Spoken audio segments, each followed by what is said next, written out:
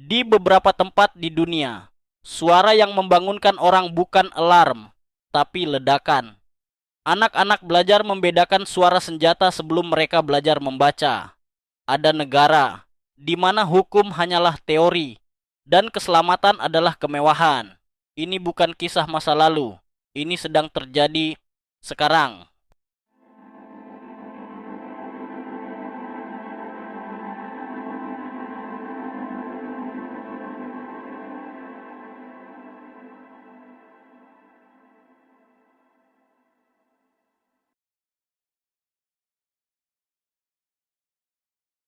Daftar ini bukan tentang sensasi, ini tentang realitas. Negara-negara ini bukan sekadar berbahaya bagi turis, tetapi berbahaya bagi warganya sendiri. Faktor yang menentukan konflik bersenjata aktif, kejahatan ekstrim, runtuhnya pemerintahan, krisis kemanusiaan, terorisme, ketidakstabilan sosial. Dan yang paling tragis, jutaan orang tidak bisa pergi. Mereka harus tetap hidup di sana. Ini dia 10 negara paling berbahaya di dunia menurut versi detektif fakta. 10. Haiti. Kita mulai dari nomor 10. Negara yang nyaris dikuasai geng. Haiti pernah menjadi simbol harapan di Karibia. Sekarang, ibu kotanya adalah labirin kekerasan. Lebih dari separuh wilayah kota dikendalikan geng bersenjata. Penculikan terjadi setiap hari. Warga biasa hidup dalam ketakutan permanen. Rumah sakit kekurangan obat. Sekolah tutup karena baku tembak. Polisi sering kalah jumlah. Ekonomi runtuh. Pemerintah lumpuh. Dan rakyat bertahan tanpa perlindungan. Banyak keluarga tidur di lantai agar peluru nyasar tidak mengenai tubuh mereka. 9. Somalia. Tempat di mana negara nyaris tidak ada.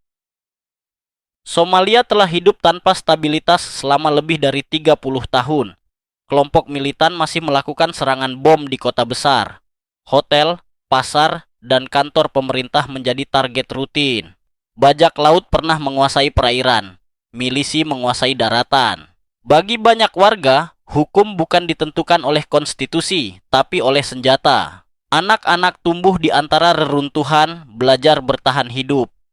Bukan bermimpi. 8. Venezuela. Kaya sumber daya, miskin keamanan. Venezuela memiliki cadangan minyak terbesar di dunia. Namun rakyatnya menghadapi kelaparan massal. Inflasi menghancurkan mata uang.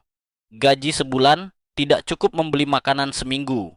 Kejahatan melonjak drastis. Perampokan bersenjata di jalan raya. Pembunuhan terkait geng. Korupsi yang meresap hingga ke aparat. Banyak warga melarikan diri berjalan kaki menyeberangi perbatasan hanya untuk bertahan hidup. Ketujuh, Yemen. Perang yang membuat anak-anak kelaparan. Yemen adalah simbol penderitaan modern. Perang saudara memecah negara. Serangan udara menghancurkan kota. Blokade memicu kelaparan massal. Jutaan orang tidak memiliki akses air bersih. Wabah kolera menyebar cepat. Anak-anak menjadi korban terbesar. Mereka tidak mati karena peluru, tapi karena lapar. 6. Afghanistan. Generasi yang lahir dalam perang. Afghanistan hampir tidak mengenal damai selama 40 tahun. Invasi, perang saudara, terorisme, kekacauan politik, sekolah diserang, pasar dibom, pernikahan berubah menjadi tragedi. Banyak keluarga hidup dengan satu aturan. Jangan pergi terlalu jauh dari rumah, karena mungkin kamu tidak kembali. 5. Syria. Negara yang kehilangan satu generasi. Perang Suriah menghancurkan kota-kota kuno menjadi debu. Aleppo, Homs, Raqqa, simbol peradaban menjadi simbol kehancuran. Lebih dari separuh populasi mengungsi. Anak-anak tumbuh tanpa sekolah, tanpa stabilitas, tanpa masa depan yang jelas. Di beberapa wilayah, perang belum pernah benar-benar berhenti. 4. Sudan. Perang saudara yang meledak tiba-tiba. Konflik antara militer dan paramiliter mengubah kota menjadi medan tempur. Warga sipil terjebak di rumah tanpa listrik, tanpa makanan, tanpa obat. Penjarahan massal, kekerasan seksual, pembunuhan acak. Ketika negara runtuh, yang tersisa hanyalah kekacauan. 3. Irak, perang mungkin berakhir, tapi luka tidak. Irak masih hidup dalam bayang-bayang konflik. Kelompok ekstremis belum sepenuhnya hilang. Ketegangan sektarian tetap tinggi. Beberapa wilayah tetap tidak aman. Ledakan sporadis masih terjadi. Trauma kolektif menghantui masyarakat. Seluruh generasi tumbuh dengan ingatan perang sebagai masa kecil mereka. 2. Kongo. Konflik paling mematikan yang jarang disorot. Kongo mengalami salah satu konflik terpanjang dan paling brutal di dunia modern. Milisi bersenjata bertarung memperebutkan tambang mineral. Warga sipil menjadi korban. Desa dibakar. Perempuan diserang. Anak-anak dipaksa menjadi tentara. Ini bukan perang singkat.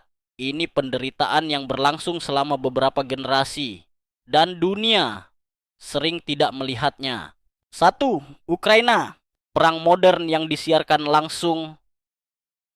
Konflik di Ukraina memperlihatkan wajah perang abad ke-21. Rudal presisi tinggi, drone, perang digital. Tapi hasilnya tetap sama. Rumah hancur, keluarga terpisah, pengungsi massal. Kota modern berubah menjadi reruntuhan dalam hitungan hari. Teknologi berubah, penderitaan manusia tidak.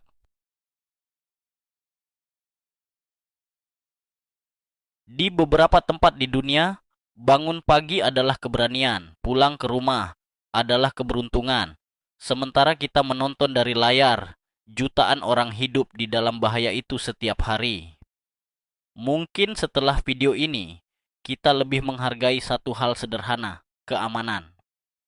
Jika kamu ingin terus melihat dokumenter seperti ini, jangan lupa subscribe dan aktifkan loncengnya, karena masih banyak cerita dunia yang belum kita pahami. Sampai jumpa di video berikutnya.